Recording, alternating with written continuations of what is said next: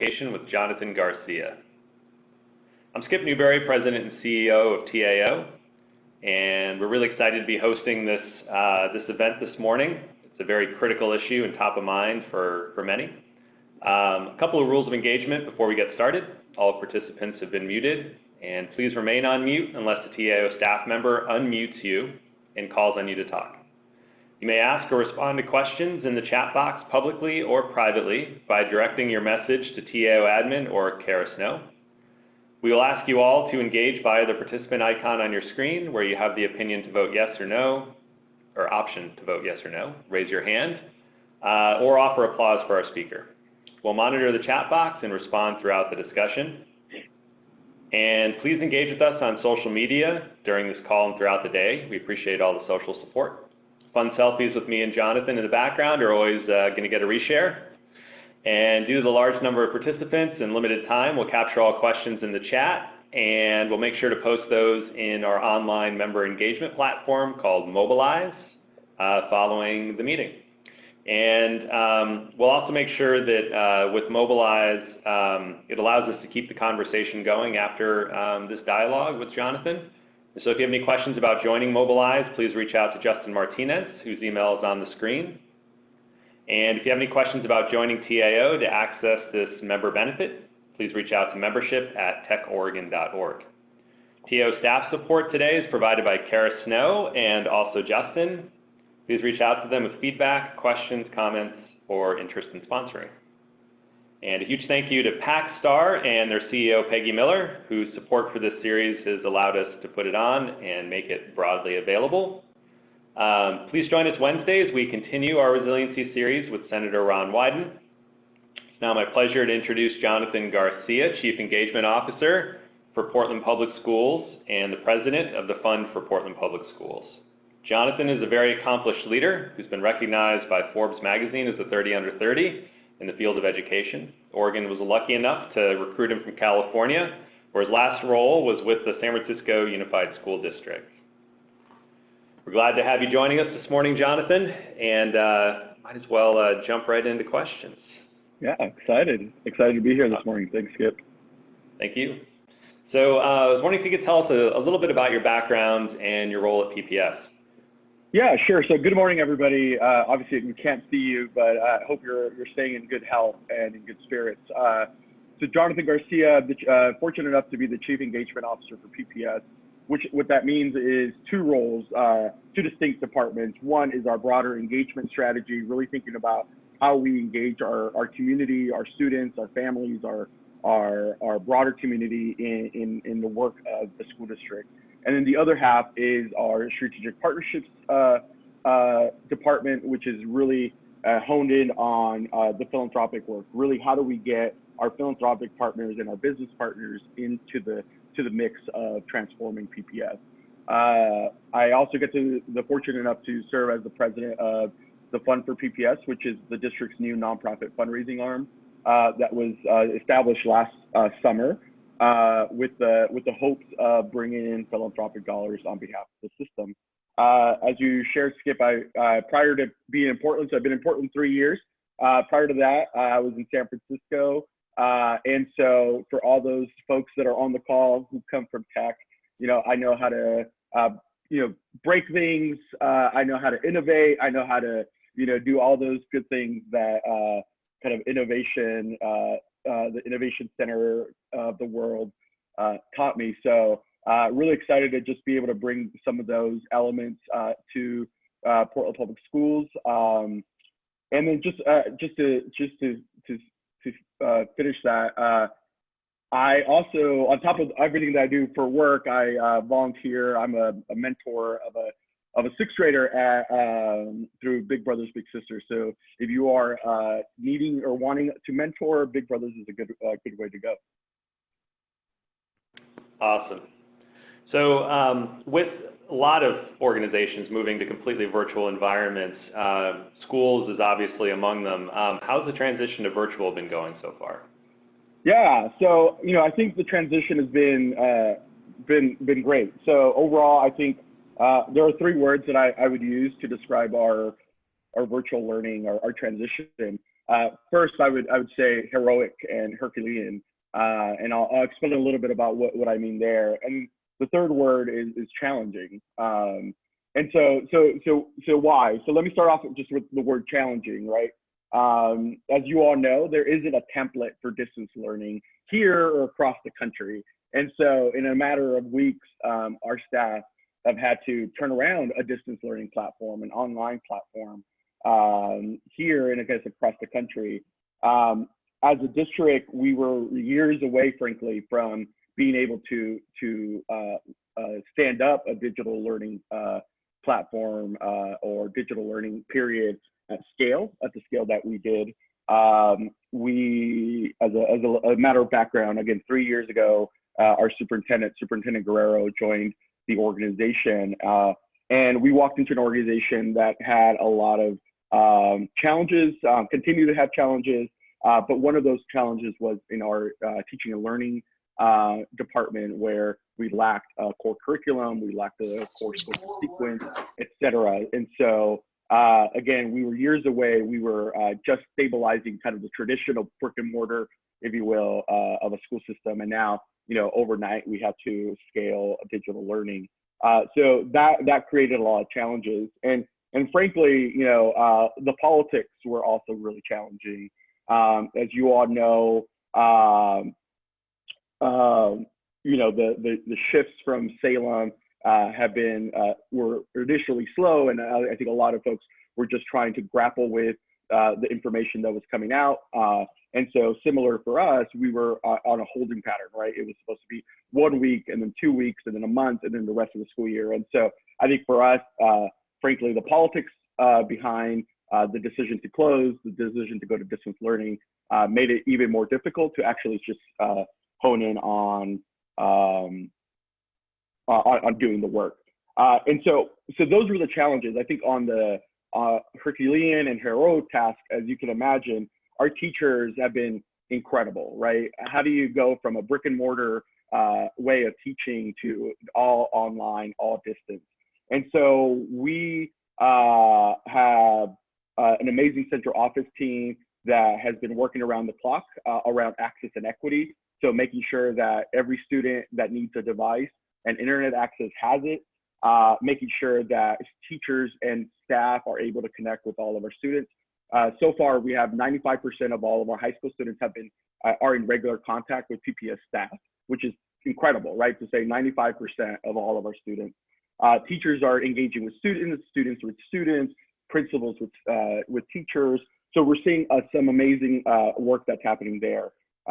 Secondly, I think our team has been really extraordinary in just being able to move the content from a brick and mortar and our curriculum into digital content, and to be able to do that so quickly was pretty incredible. And then lastly, I'll say that this has really offered us an opportunity around professional development, and our teachers have really leaned in around professional learning, making sure that they understand the tools, the technology, the offers, the opportunities that they have online.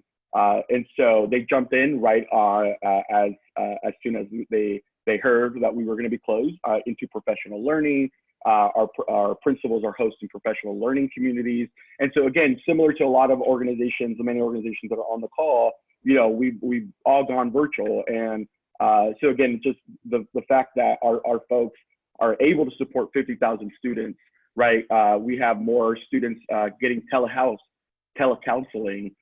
So now that we're kind of in the middle of the thing, it's felt much better. And so again, huge thank you to our teachers who are going above and beyond to educate our students during this pandemic.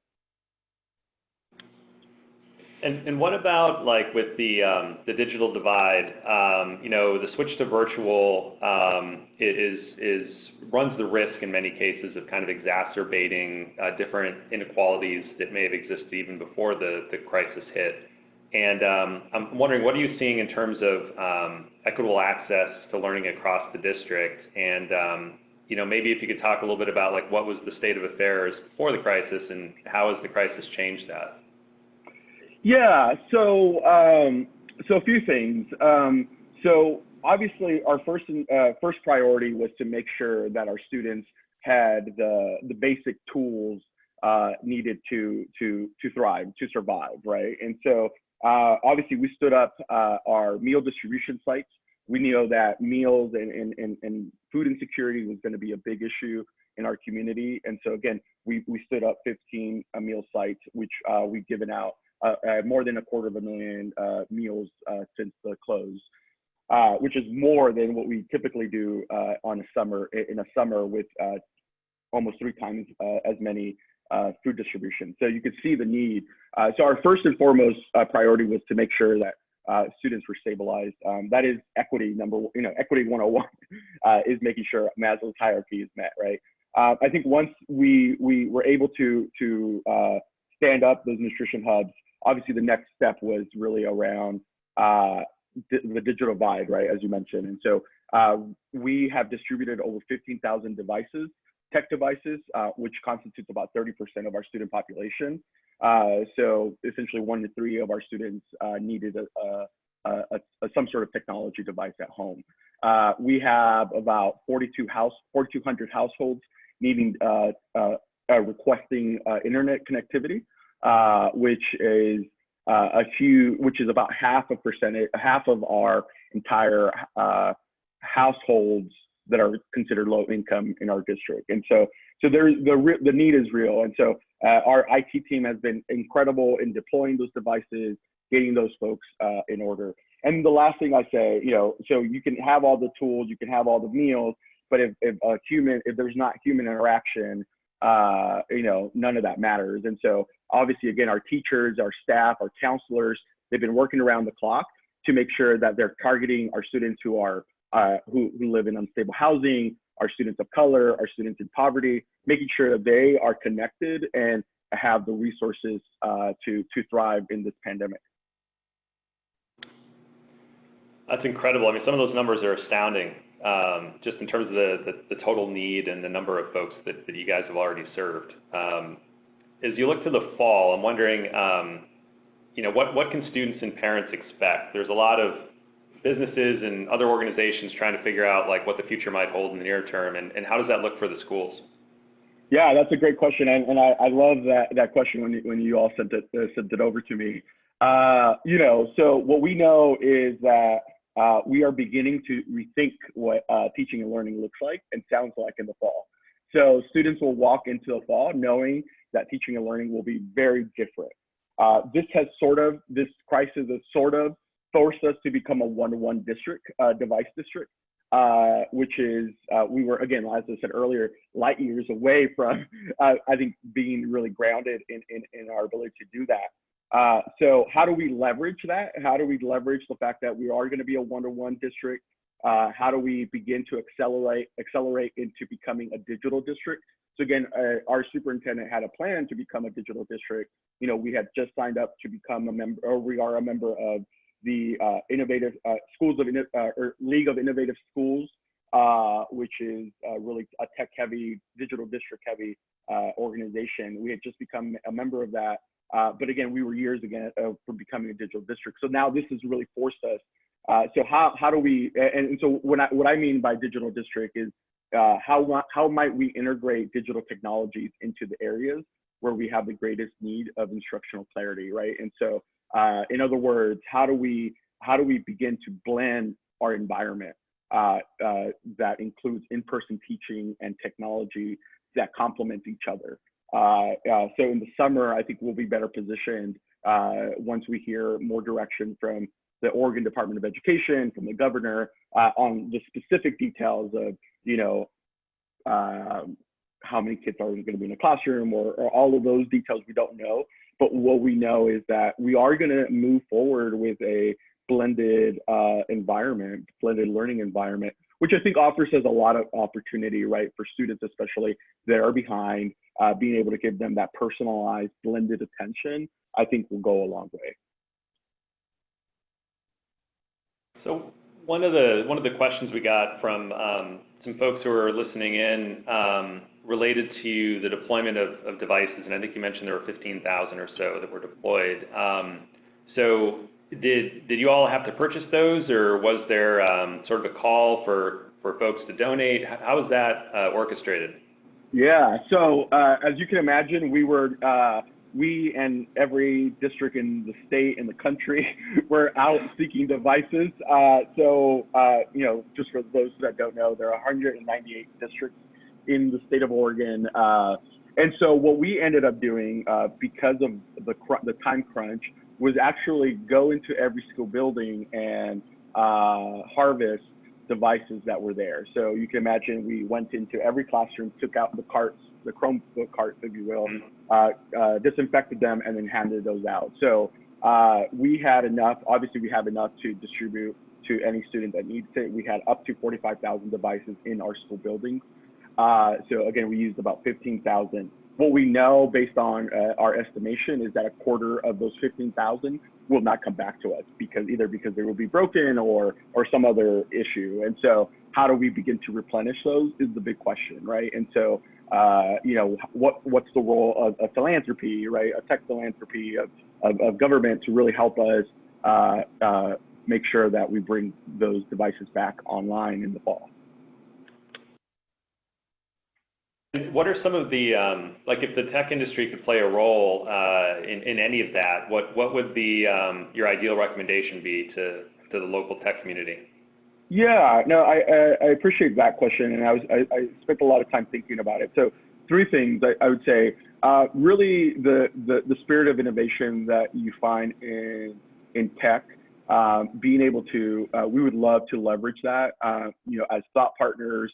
Again, as we move over to a blended environment, what does that look like? You all, as tech experts, bring skills and knowledge and values that are sometimes different from what you find in traditional public education. So how might we carry the spirit of innovation forward from your membership? Secondly, as I mentioned earlier, philanthropy.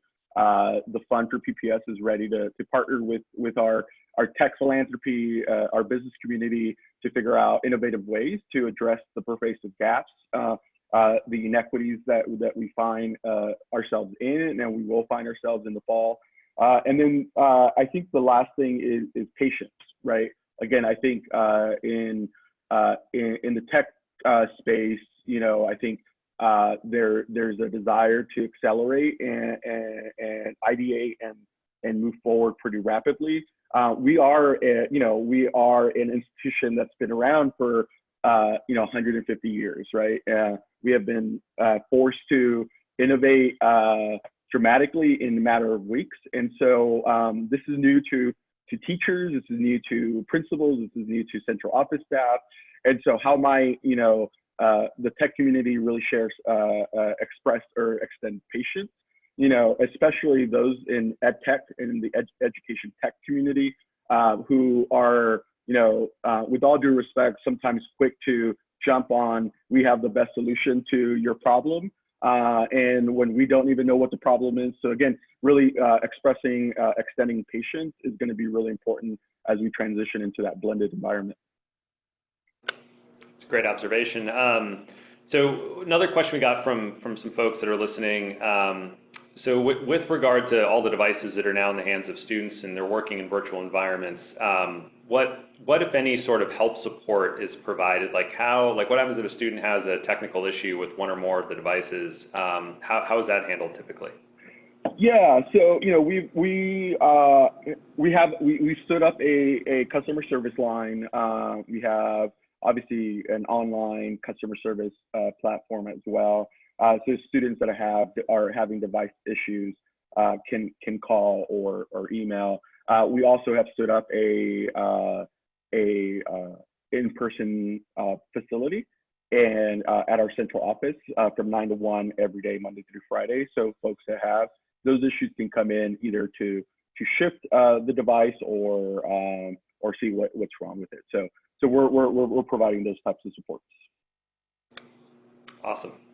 Does PPS have any plans to prioritize coding literacy in any of the near-term educational strategies you guys have?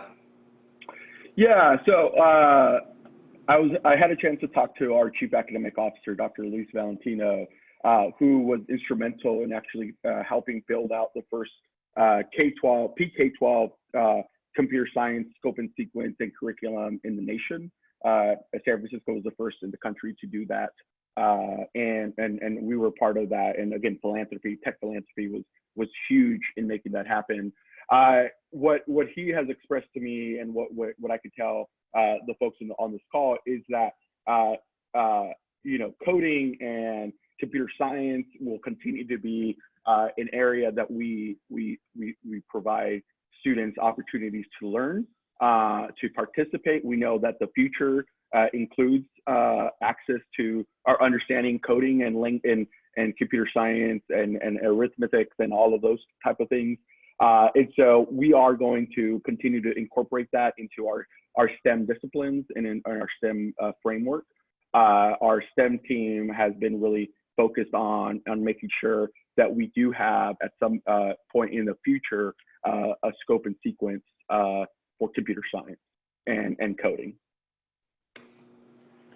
So one of the questions was about not just students and sort of their ability to get trained up on new devices in this virtual environment, but also the teachers. And were there any sort of issues that you found in rolling this sort of virtual environment out to the teachers, and what kind of support or training were they given? Yeah, so as you can imagine, just like any of us, right, we all have a varying degree of comfort and expertise in navigating technology. So similar with our teachers, right? We have teachers who are very are strong, feel very comfortable using using technology, and there's some folks that frankly don't even have wireless at home. And so we have the spectrum, right? And so I think having to navigate that alongside our principals, making sure that teachers who don't have internet at home receive the hotspot immediately, making sure that folks that needed, a lot of folks needed to communicate via phone to their students, but they didn't want to use their personal number for obvious reasons. So we were able to sign up in partnership with Remind, which is an app that has now allowed us to communicate directly with our students. And so again, our teachers have stood up, some amazing things. If you go on YouTube, you can find teachers and principals doing amazing videos. And so now you can see folks really becoming comfortable with the craft of teaching online. And I'm generalizing here, but overall, I would say that our teachers have really embraced this new distance learning and have been really patient, again, with central office, with the politics, with our teachers, with our students, with our families, and I hope that our families are also patient with our teachers. That's a great commentary there. We've got a lot of questions that are coming in, which is great. Definitely a hot topic, and we're not going to be able to get to them all. I just got the 5-minute warning. But one question that was really interesting was, to what extent are you in touch with other school districts around the country that are also going through similar experiences? And what would you say are some of the best practices or change management strategies that are kind of top of mind right now for you and other districts? Yeah, so we are definitely in communication with our counterparts across the country. We are a member of the Council of Great City Schools, which is the largest 70 urban school districts in the U.S. So our superintendent sits on the executive committee of that council, the association, and so he is on the phone daily with his counterparts, his superintendent counterparts. I'm on the phone constantly with my counterparts as well, as we begin to think about, from my vantage point, how do we begin to think about engagement starting in the fall, right? Again, we were very used to, gathering in gyms and gathering in classrooms, but that's going to look different. And so we are beginning to brainstorm and ideate what that's going to look like. Similarly, part of the work that we were doing as a school system after coming from a year-long visioning process was finalizing our strategic plan, a 3-year strategic plan that will guide us into realizing our vision. With this pandemic, we put a small pause, but have restarted that conversation, and now are incorporating resiliency as a result of this pandemic, and really thinking about how we, again, as we begin to think about a blended learning environment, how do we shift that strategic plan? And so right now, those are some of the things that we're working on, and again, working with our counterparts and our colleagues across the country. People are dealing with this at different scales. Our good friend and my former boss, Richard Carranza, is the Chancellor of New York. 1.1 million students that he has to work with. We were working with 50,000, right? So the scale is dramatically different, but yet we could still take nuggets and information from those types of environments. Well, it's great that you're in such constant, regular contact with so many of the other districts, and I think it's the same with a lot of folks right now in a lot of sectors. They're just trying to figure out, who's making it up well, as everyone's making it up as they go along. Right. And we've gotten a few questions that are a little bit more specific to, the curriculum and blended learning and sort of the future of learning. And perhaps we could maybe leverage some of your colleagues to weigh in on some of those, maybe the chief academic officer at some point, and we can get those into an online format following this conversation. But we've been wrapping these up with the same kind of fun, irreverent question of all of our featured guests, which is, in this virtual environment we find ourselves, what's the most embarrassing or awkward moment that you've experienced or witnessed? Yeah, so I was thinking about that. So as with everybody, I think our eating patterns are all wrong. I'm eating at breakfast at 3 o'clock in the afternoon, which happened the other day. At 3 p.m. I was craving a messy sandwich, the ones that drip and the mouth is all over the place. So I was hungry, but I was on a video chat, so I decided to turn off the camera and kind of just listen in. But the problem was that I left the mouse on top of the camera button, and so at some point, I don't know what happened, I accidentally hit the camera button, and voila, folks, 12 people are watching me eat this really messy sandwich with egg yolk walking all over my face. And the problem was it probably took me a minute to notice because I didn't bother to look at my computer. I was very engaged with my sandwich, and so that was pretty embarrassing. And since then, I stopped eating. I only drink coffee and water. And you learned from that lesson. A great lesson for everyone there. Exactly. So, thank you, Jonathan, for joining us this morning. We really enjoyed the conversation, and thank you to everyone who joined us, and to Peggy Miller at Packstar again for her support. We look forward to seeing you all next week as our series continues. Jonathan, I hope you have a great day and an excellent weekend. Thank you. Thanks.